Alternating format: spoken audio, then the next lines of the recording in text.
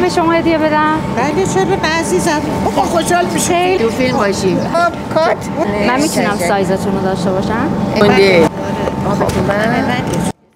عالی بود. سایزتون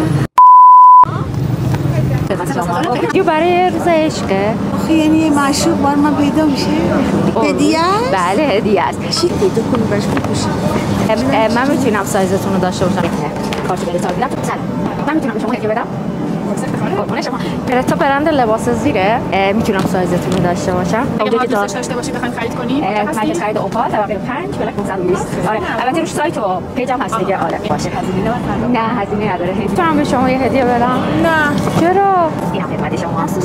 چی؟ ست لباس زیر برنزا. الان من باید سایز شما رو بدونم. میدیوم.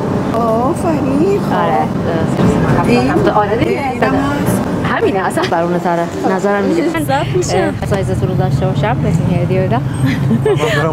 چرا؟ نه بمونی کم نگاه کنید. این خدمت شما. همیشه بخندید به شما. میتونم سایزتون رو داشته باشم. شما؟ به شما چی؟ آره دارم هدیه میدم. آره بازی داره بالا خودم گرفتم اینقدر باز هدیه لباسیه خدمت شما. ان شاءالله که اینقدر بازار خدا بهت بده که هر شهرستان و هر استان یه نمایندگی بده.